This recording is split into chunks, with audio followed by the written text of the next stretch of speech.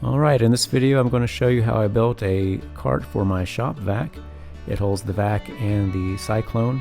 You can also tuck away all the attachments and cords in there, and it keeps everything nice and clean. I'll start by cutting my 2x4s down to size. I'll put the measurements on the screen. I'll use these 2x4s to make 4 different frames. We'll connect the frames to make the cart.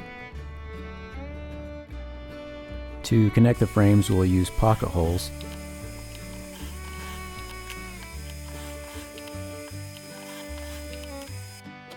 I use clamps to try to keep everything square.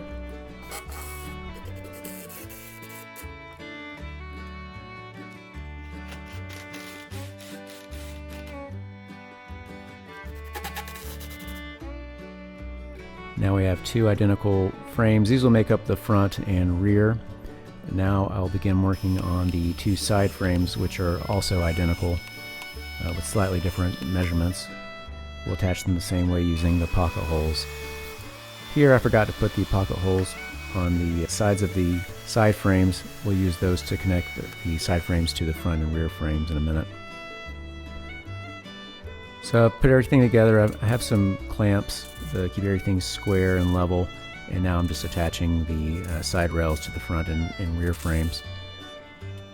I also decided to put a vent in here for the exhaust. It says 12 by 12, but it's actually 14 by 14 inches.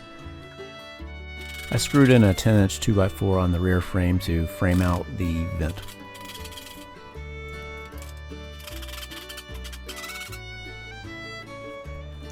Here I'm measuring the 1/4-inch plywood panels that I'll attach to the front, back, and sides. I did not cut them to fit precisely within the box, just enough to cover up the holes. Here I'm securing them with some brad nails using my nail gun. You'll notice I left the small area open at the bottom for the vent. I also cut 2 small pieces to place in the vent hole. This will help hold in the actual filter material that I'll put in a second. Now I'm cutting the 3 boards for the bottom of the cart. I did not want a solid based bottom as I wanted more airflow.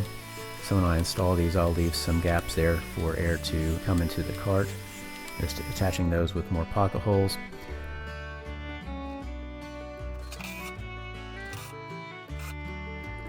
Next, I applied the wheels with screws and washers.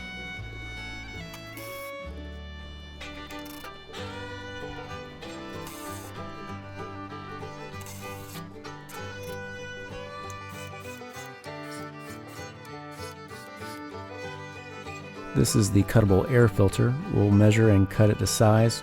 We'll place it in the hole we made earlier and cover it with the vent cover.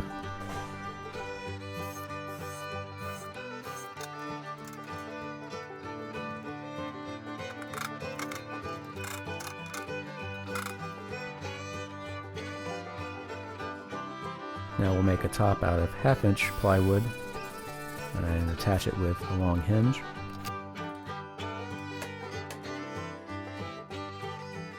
Put the vacuum inside as well as the cyclone, just to make sure everything fits correctly.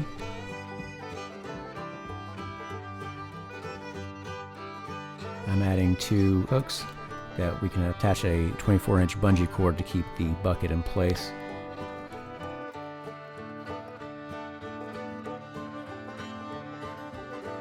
I'm also attaching a small hook at the top there that will hold the electrical cord.